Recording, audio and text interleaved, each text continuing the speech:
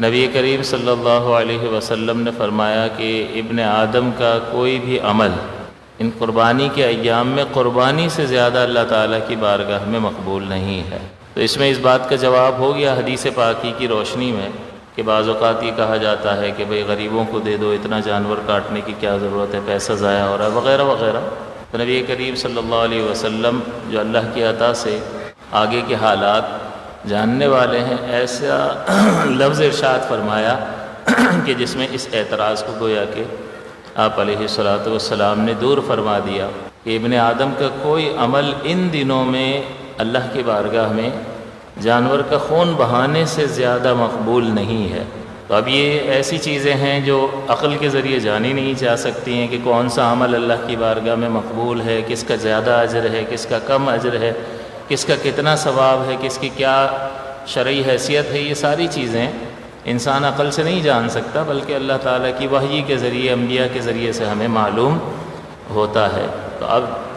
مختلف قسم کے اعمال جمع کر لیں ان دنوں میں، تو اللہ تعالیٰ نے اپنے پیارے حبیب کریم صلی اللہ علیہ وسلم کے ذریعے سے ہمیں یہ خبر دی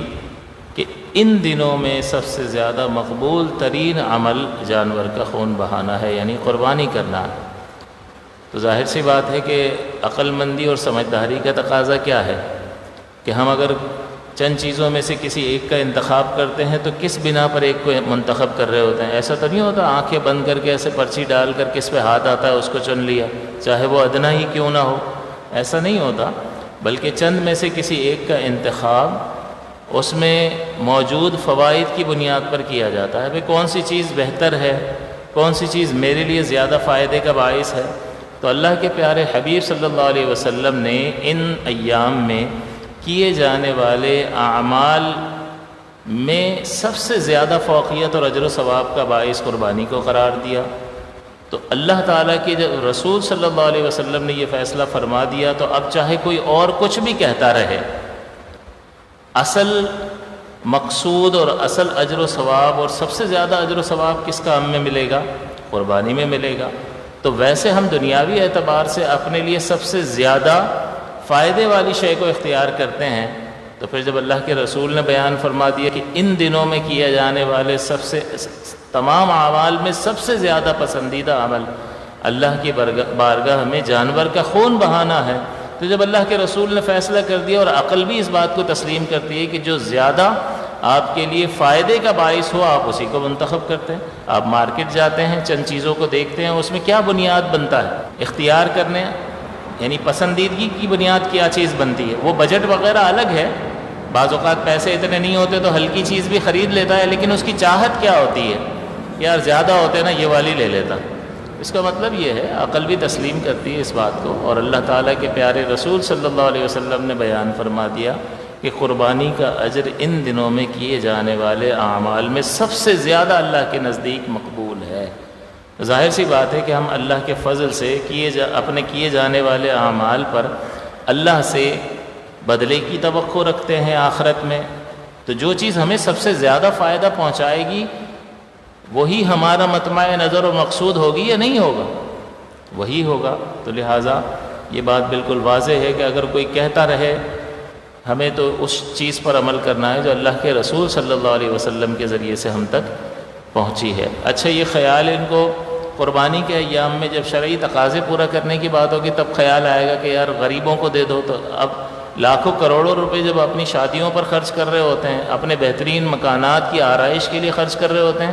تب غریب کا کوئی خیال نہیں آئے گا۔ ان کی فیکٹریوں میں کام کرنے والے افراد جو ہیں وہ پس رہے ہوں گے، ان کی تنخواہیں بڑھانے کا اور انہیں مراد دینے کا کوئی خیال نہیں آ رہا ہوگا۔ خیال کہاں آئے گا؟ جب شریعت کا مسئلہ ہوگا وہاں پر خیال آئے گا۔ اس کے علاوہ میں یہ چیزیں ذہن میں نہیں رہتی ہیں کہ غریبوں کی مدد تو بھائی بہت ساری جگہوں پر ہو سکتی ہے۔ آپ اگر مثال کے طور پہ آج تو شادیاں بھی بڑی مہنگی مہنگی ہوتی ہیں، 20 لاکھ روپے 25-30 لاکھ روپے اگر خرچ کر رہے ہیں تو آپ 10 لاکھ کر لیں، 15 لاکھ غریبوں میں تقسیم کر دیں، تو یہ کیسے ہو سکتا ہے یار؟ ہماری کوئی عزت ہے، ہمارا کوئی معاشرے میں ایک اسٹیٹس ہے، اس اسٹیٹس کو بھی تو مینٹین کرنا ہے، ناک کٹ جائے گی ہماری۔ تو بھئی وہاں اگر خیال نہیں آ رہا ہے اور تم یہ جوازی دلیل پیش کر رہے ہو کہ بھئی میں اگر غلط چیزوں پہ خرچ نہیں کر رہا ہوں، خوشی منا رہا ہوں اور جائز خوشی منا رہا ہوں، تو مجھے اس بات کا شریعت بھی اختیار دیتی ہے تو آپ ایسا کیوں کہہ رہے ہیں؟ تو جو چیز واجب قرار دی ہے اور جس چیز کا اجر و ثواب اللہ تعالیٰ نے ان دنوں میں سب سے زیادہ رکھا ہے، تو پھر اس سے پھیر کر کسی اور چیز کی طرف منتقل کروانا، یہ پھر کون سی عقل مندی ہے؟ یہ سامنے والا بیان کر دے۔ لہٰذا ہمیں یہ غور کرنا چاہیے کہ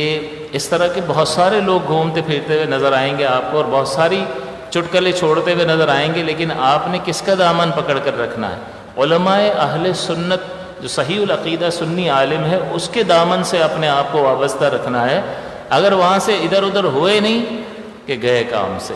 لہٰذا عوام کے لیے ضروری ہے کہ وہ اس چیز کا اہتمام کریں۔ پھر جب آپ علماء سے رابطہ کرتے ہیں تو آپ کو صحیح رہنمائی